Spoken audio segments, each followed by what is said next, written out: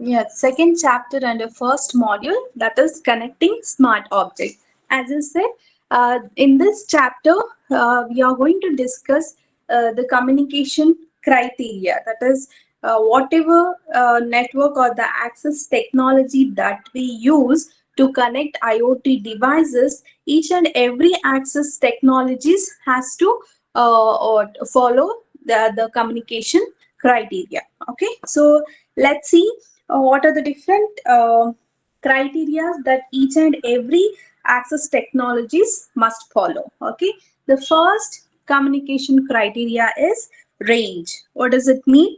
It says that how far does the signal need to be propagated, right? So how much distance a signal can be traveled, right? So over the transmission medium, that is what is all about the range, that is signal propagation and the distance. So when I say about the range, it has three ranges. One is short range, second one is medium range, and the third one is long range. Okay, you can see that in this image. It ranges falls in short range, medium range, and the long range. As you can see, few technologies. See, access technologies are what? The network that we use, right? So at this short range, we use the technology falls under this category is Bluetooth, and at the medium range, few more, that is Zigbee, 802 IEEE standards, right? And at the long range, you can see 2G, 3G, 4G, 5G access technologies falls. Okay, so when I say short range, then here one example considered as Bluetooth, right? This is with respect to wireless network or the wireless access technology. When it comes to wire technology, example can be considered as a serial cable, which is used to connect the devices. Even that is also allowed. IoT, when I say IoT, it doesn't mean that it uses only wireless network. Along with the wireless network, wired network is also used. Okay, so that is one example. When it comes to medium range, it covers around 10 to hundreds of meter. So example for this range I've listed here, that is even Wi-Fi also comes under in this medium range. The last one is long range. As you can see here, it covers greater than 1 mile between two devices. Okay, so with respect to this, you can see 2G, 3G, 4G, or 5G connections can be used. Okay, that is about the range. The second communication criteria is frequency bands. So frequency bands, there are two spectrum followed. Two audio. Yeah, spectrum can be followed. One is licensed one, another one is unlicensed spectrum. Okay, so when I say frequency bands, right? So licensed spectrum that are used for the IoT access are cellular, WiMAX, and one more new technology, that is narrowband IoT, NB-IoT in short we call. Okay, these technologies are followed under licensed spectrum. So when it comes to unlicensed spectrum, this unlicensed spectrum is for industrial, scientific, and medical applications. Okay, so see, now the difference between licensed and unlicensed is that for licensed, it is more secure. That means protection is guaranteed. Whereas if any of the application follows unlicensed spectrum, then we say it is what protection cannot be guaranteed for the device communication. Okay, so that is all about the frequency bands. And power connects communication criteria as power consumption. As you know, to make any devices work, as I said, smart object has to communicate with other smart object, right? Obviously, communication has to be set up between the devices, right? To do so, to make any smart object work, power supply is very important, and the stable power supply has to be ensured. Okay, so it may be battery powered or any other energy source is used for the power, then that is a important concern when it comes to connecting smart object. Okay, and next communication criteria is topology. Right. See, this we, as I said, different networks are used to connect the smart objects. Right. So when I say different network, and as you know, network means it follows different type of topologies. Right. So the arrangement of devices and the links. Right. The physical layout of connection of devices and the links. We call it as topology. Right. So the topology supported uh, by each network followed is also a main concern. Few examples, as you all know, about topology: mesh, ring, bus, right? Many more, right? So those that is one more concern. And the next one is constrained devices. Constrained devices is what? There will be a limitation with respect to smart objects from a connectivity perspective. So that means I can see that the smart objects will be having limited resources. Okay, so limited because the size, in case if the size of the smart object is very tiny, then you can't emboss all the required components on the smart objects, right? So because of this limited resources, it impacts on networking feature and also processing abilities, the capabilities. Okay, so there are some classes of IoT, a set of devices which doesn't implement IP stack, that is internet protocol stack. So you have studies IP stack, right? So few of the devices will not implement this IP stack. So the classification of IoT nodes is class 0, class 1 and class 2. So when it comes, when I say IoT devices falls under class 0, that means it, as I said, it has limited resources, right? So I can say it has less than 10 KB of memory. Okay, so 10 KB of memory or less than 100 KB of flash processing and the storage capability. That means altogether you can say, because of the limited resources, as I said in the previous point, because of that limitation resources, the memory assigned for class 0 IoT devices is very less. That is less than 10 KB. So when that is the case, then it is difficult to implement IP stack. Okay. So the devices IoT nodes or the IoT devices which falls under class 0 is like a device where you have only push button for switch it on and switch it off. Okay, such kind of devices falls under class 0. Next, class 1. So class 1 devices or the nodes, this will be having more than 10 KB of RAM. So since the memory assigned or the reserved in this devices is slightly greater than class 0, right? So in that case, this not fully developed IP stack can be implemented, but some what features of it can be implemented. Okay, so environmental sensors are the example for class 1. And next class is class type is class 2. So this class 2 will be having full implementation of IP stack.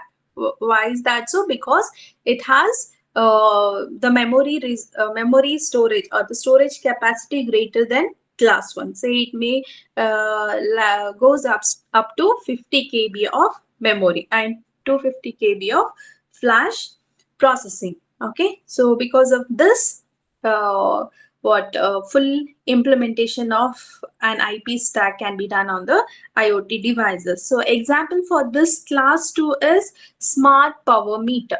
Okay, for class 0, the devices which have only push button wherein you can operate it as off and on. Class 1, in this environmental sensors. Class 2, in this smart power meter. Okay, this is all about constrained devices. And the last one, with respect to communication criteria, it is constrained node network. So in short, you can call it as low power and lossy network. LLN stands for low power and lossy networks. What does it says? The challenges that are often encountered with networks connecting a smart object.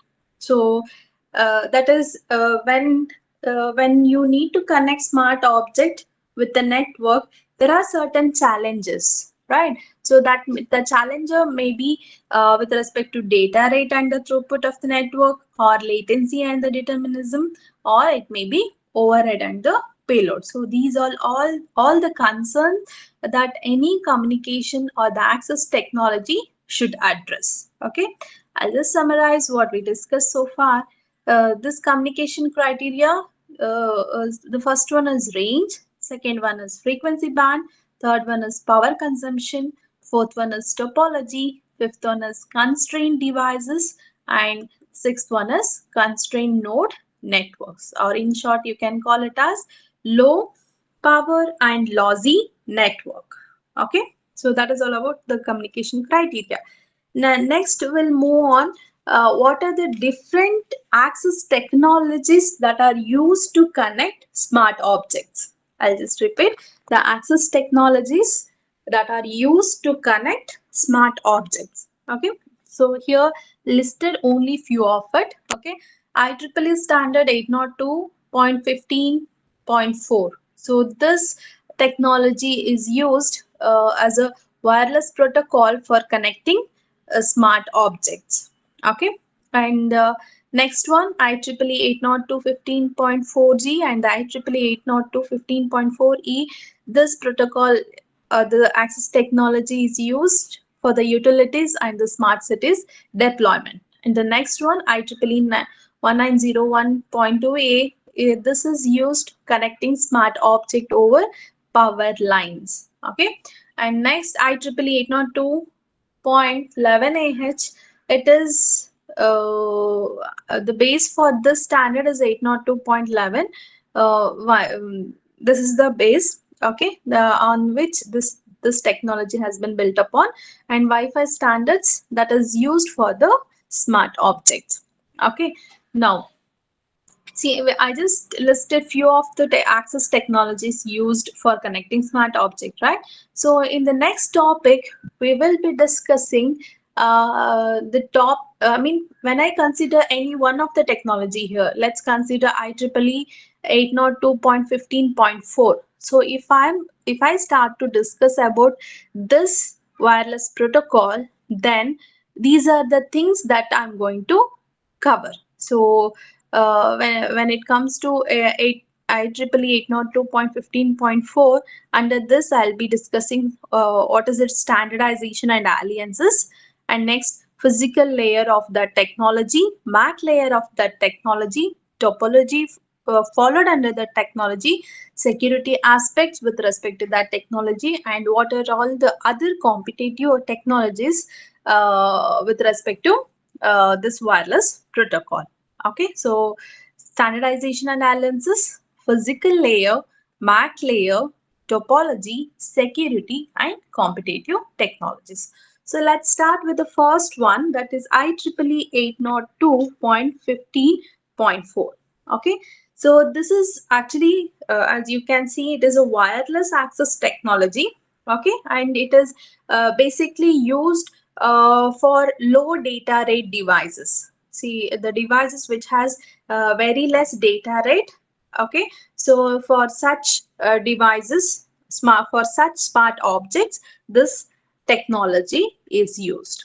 Okay, so that is what it says, and this technology is low cost. Okay, and this runs on batteries. Okay, the devices that are runs on batteries and which has low data rate, for such devices IEEE 802.15.4 is used. Okay, now this technology implements protocol stack. Okay, and examples for examples in which this technology is used in the home and building automation. Second one is automotive networks. Third one is industrial wireless sensor networks, and the last one is interactive toys and remote controls. So these are the few examples where this technology will be used. Okay, so next, as I said, with respect to this IEEE 802.15.4, it this access technology focuses on MAC reliability, unbounded latency, and the susceptibility to interference and the multipath fading. Or you can say this technology mainly concentrate on these aspects. Okay, so MAC reliability, unbounded latency, and the susceptibility to interference and the multipath fading. Okay, so this is the first topic we will be discussing under this IEEE 802.15.4. Okay, so as I said, this standard or IEEE 802.15.4, it defines low data rate. Okay, at the physical and the MAC layer. Okay, and this specification is mainly for the wireless personal area network. So this technology is mainly used in WPAN, and it has low data rate, physical and the MAC layer. Okay, and other things comes under this IEEE 802.15.4 is that it has low complexity wireless devices with a low data rate. Okay, and even years of batteries life. Okay, that is one more thing. And this table list is what are all the protocol stacks that are implemented.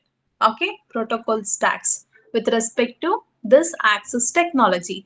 One is Zigbee, next one is 6 uh, low range WPAN, that is wireless personal area network, and the third one is Zigbee IP, and the next one is ISA 100.11a, and then wireless HART, and then thread. So these are all the protocol stacks in 802.15.4. The first one is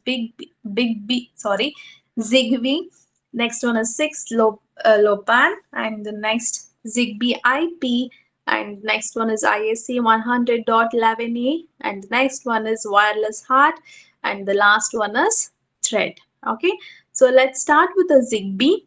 Okay, first protocol stack used in this access technology. So Zigbee actually it is used in the smart objects and also sensors which have low bandwidth and low power needs. Okay, the sensors are the smart objects which has low bandwidth and the low power needs, wherein for such devices the sensors Zigbee is used. Okay, so this helps for a device to helps in a device like metering. To find out the metering, temperature, or lightning control. Okay, so the devices which are used to perform these functions, then Zigbee is used. The next one is Zigbee is also used in home automation or smart energy. Okay, that is one more thing. And this can also be included in the commercial retail applications as well, along with smart energy and the home automation. Okay, and it can also be used in the security functions or the thermostats or control lighting. This point we already discussed in the previous slide, right? And the last thing here for home automation, as I said, Zigbee control lighting, thermostats, and security functions, right? And this Zigbee which is used in the smart energy, brings together a variety of interoperable products such as smart meters. That means it's monitor and control the use and the delivery utilities such as electricity and the power. So altogether you can say Zigbee is used for the devices which has low bandwidth and low data rate. That is one first thing. And next, it is used in implementing the functions like metering temperature and lightning control. This used in the home automation or the smart energy. Along with this, you can use it in the commercial and the retail applications as well, right? So that is what it says. Now, Zigbee, which as I said, is one of the protocol stack in IEEE 802.15.4, right? So it is implemented at the lower physical and MAC layer. See, if you look at this image, you will understand. So this is the image of the Zigbee. Okay, so you can see it is implemented at the MAC layer and the physical layer, that is IEEE 802.15.4. On top of this, network and security layer and the application layer is what built upon, right? So which is a Zigbee platform stack. And the last one, it is about application or the profiles, that is Zigbee or the vendor specification will be given. Okay, so Zigbee specifies the network and the security layer. Okay, this one. And application support layer, which application support layer that sit on the top of lower layers. So this is how the protocol stack is implemented. Okay. So that is what discussed here. So when I see what it provides network and security, then it deals with the network setup, configuration of the network, routing of the data, and secure communication. Fine. And network layer is responsible for forming the appropriate topology, right? It often follows mesh, star, and the tree topologies, right? And as I said, there is a security layer, right? So when it comes to a security perspective, it uses advanced encryption standard to provide security at the network and the application layer. The last one, it says the lower portion of the stack deals with the networking of Zigbee devices with a higher layer application. Yeah, that's all about Zigbee. So any doubts?